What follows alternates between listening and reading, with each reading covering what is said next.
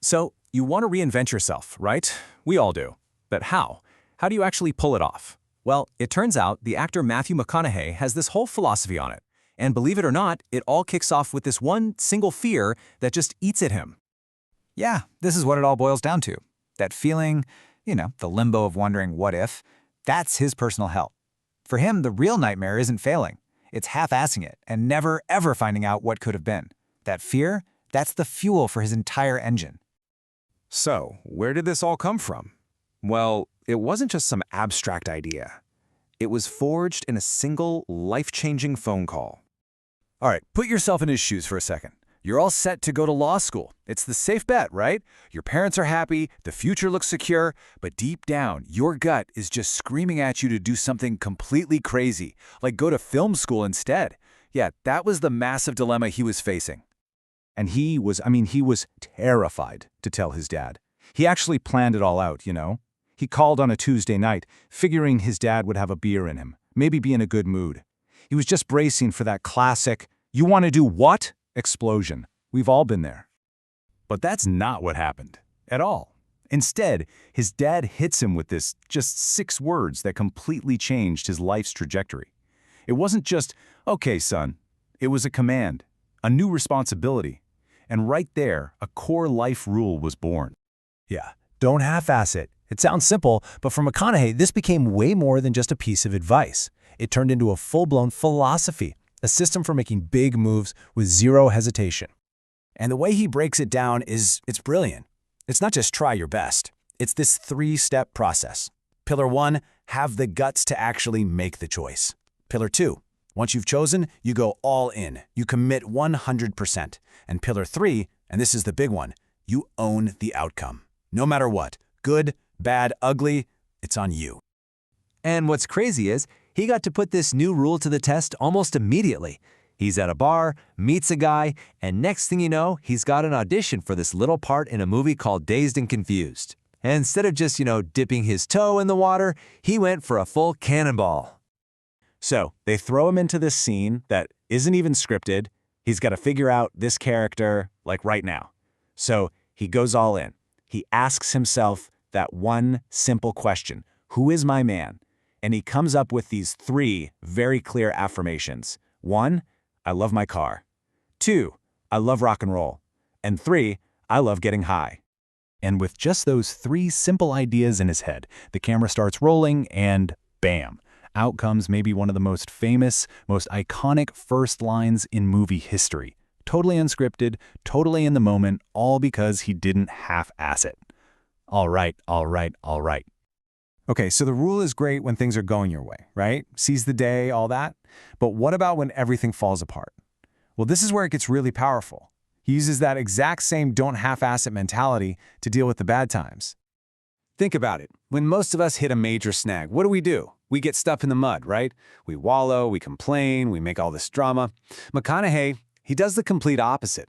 His first move is to actively kill the drama. And get this, his go-to reaction is humor. He's got this little mental toolkit he uses in a crisis, and it's so good. First, he gets perspective with one very direct question. Are you gonna die? And if the answer is no, then okay, take a breath. Then he reframes the whole mess by thinking, man, this is gonna make a great story someday. So the laughter isn't about being dismissive. It's a survival tool to keep his brain open and looking for a way out. And this isn't just some motivational poster fluff. He means it. He literally says he has a quick threshold for being able to laugh when he's in the shit. He starts giggling because he knows that's the first step to getting out of it. All right, so we've got a plan for dealing with failure. Makes sense. But here's where his thinking takes a really fascinating turn. He says we're doing it all wrong because we should be studying our wins just as hard as our losses.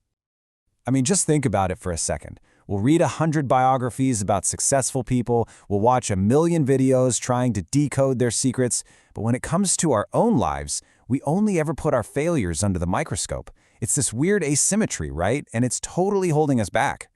So here's what he did. He made it a discipline. Even when life was amazing, when he was on top of the world and the last thing he wanted to do was analyze it, he forced himself to write in his journal. He was essentially reverse engineering his own success, trying to spot the patterns. What choices, what habits, what people led to the good times? Okay, so you take all of this, the full commitment, the resilience in bad times, the self-analysis of good times, and you roll it all together. And it all leads up to the ultimate test, the moment he decided to blow up his own career and start over. And the price of that reinvention? It had a very specific number, $14.5 million. That's how much he turned down for one more romantic comedy. He was so committed to not half-assing his next chapter that he walked away from a fortune to step into complete uncertainty. And man, the fallout was instant. He made the pivot, and then nothing. He entered what he calls the wilderness. We're talking 20 months, almost 2 years, where his phone did not ring. Hollywood didn't just stop sending him rom-com scripts, they stopped sending him any scripts. He had to become irrelevant so that he could become a new idea. It got so bad, you guys, that his own agent called him up and said, "Matthew, I haven't heard your name come up in a meeting in over 2 months." Think about that. The guy whose job it is to talk about you has nothing to report. He wasn't just out of work, he was a ghost. That's what true commitment to reinvention can look like. But now, looking back on it all, he says that period of getting nothing, of saying no, was more important than all the times he got a yes. It's a powerful idea, right? That sometimes the doors you don't walk through are the ones that truly define your journey. So there you have it. That's the whole playbook. It's the conviction to make the scary choice, the toughness to ride out the storm that follows, and the wisdom to look back and understand why things went right, not just why they went wrong. That's the art of reinvention. And in the end, it all brings us to this one last, really sharp question he wants us to ask ourselves. We're all running around chasing success, trying to be relevant. But he stops and asks, relevant for what? That's a heavy one, right? And it might just be the most important question of all.